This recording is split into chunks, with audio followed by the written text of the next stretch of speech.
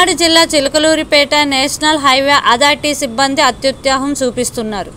చిలకలూరిపేట పట్టణ పరిధిలో రోడ్డుకు ఇరువైపులా ఉన్న కట్టడాల విషయం చూసి చూడనట్లు వ్యవహరిస్తున్నారు అధికారులు.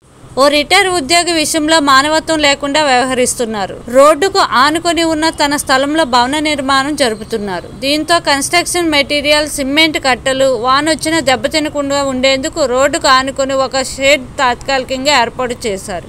పని పూర్తవగానే దాన్ని తొలగించేలా ఏర్పాట్లు చేశారు. కానీ అక్కడే ఉన్న శాశ్వత నిర్మాణాలను పట్టించుకొని హైవే అథారిటీ అధికారులు ఈ విషయంలో మాత్రం తక్షణమే తొలగించాలని ఒత్తిడి చేస్తున్నారు. కొంచెం టైం ఇవ్వండి, తీసేస్తామంటున్నా పట్టించుకోకుండా ఇప్పుడే తొలగించకుంటే తామే తొలగిస్తామంటూ హెచ్చరించి ఆ రిటైర్ ఉద్యోగిని భయభ్రాంతులకు గురి చేస్తున్నారు. నమస్తే సార్, నా పేరు మాసాబత్ర శ్రీనివాస్, విజయవాడ. నిన్న రాత్రి చిలకలూరిపేటలో మా బంధువులు, మా పెదనాన్నగారు అయినటువంటి దేవరకండ సుబ్బారావు గారు సంబంధించిన నేషనల్ హైవే, విజయ బ్యాంక్ దగ్గర నేషనల్ హైవేకి అనుకుని మరలా సర్వీస్ రోడ్డుకి వదిలిన తర్వాత మళ్ళీ ఆయనకు ఉన్నటువంటి సైట్కి రోడ్ మధ్యలో ఒక వర్షం వస్తే సిమెంట్ బస్తాలు తడిసిపోతాయనే ఉద్దేశంతో, లేదా అక్కడ కన్స్ట్రక్షన్ సంబంధించిన వస్తువులు దాచుకోవడానికి చిన్న వెహికల్ షెడ్ లాంటిది వేసుకుంటే అది నేషనల్ హైవే వాళ్ళు అధికారులు వచ్చి దాన్ని తీసే వరకు నిద్రపట్టలేదు సార్. ఆయన రిటైర్డ్ అయినటువంటి డ్రెడ్జింగ్ కార్పొరేషన్ ఆఫ్ ఇండియాలో ఫైనాన్షియల్ ఇన్ఛార్జ్గా పనిచేసిన వ్యక్తిని రాత్రి ఈ అధికారులు అందరూ వచ్చి భయభ్రాంతులు చేసి ఆయన్ని తీసే వరకు కూడా నిద్రపోలేదు సార్. అలాగే మరలా మార్నింగ్ వచ్చి ఉన్న కడ్డీలు ఉంటే అవి కూడా తీసే వరకు ఊరుకోలేదు. ఆయన ఏమన్నా సంఘ విద్రోహ శక్తి ఏం కాదు కదా సార్.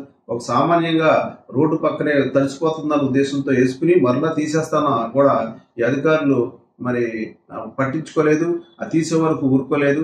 మరి ఎన్ని నేషనల్ చుట్టూరు ఎన్ని మరి కట్టడాలు ఉన్నాయి, వాళ్ళందరినీ ఏం చేస్తున్నారు సార్ నేషనల్ హైవే అధికారులు అని ప్రశ్నిస్తున్నాం. మరి రైట్ సైడ్ లెఫ్ట్ సైడ్ కూడా రోడ్డును ఆక్రమించుకుని ఎంతో మంది కన్స్ట్రక్షన్ చేశారు. వాళ్ళ మీద మీరు ఏం చర్యలు తీసుకున్నారు సార్? కట్టడాలు కట్టేది అవి కూడా ఓడగొట్టేస్తారా మీరు? మేము దీన్ని తీవ్రంగా నేషనల్ మరి గడ్కరీ గారి దృష్టికి తీసుకెళ్తాము తప్పకుండా. దీని మీద అలాగే స్టేట్ బీజేపీ అధికారులు మేము సంప్రదిస్తాం. అలాగే నేషనల్ హైవే అథారిటీ డైరెక్టర్స్ మీద కూడా మేము దీనికి ఫిర్యాదు చేస్తాం.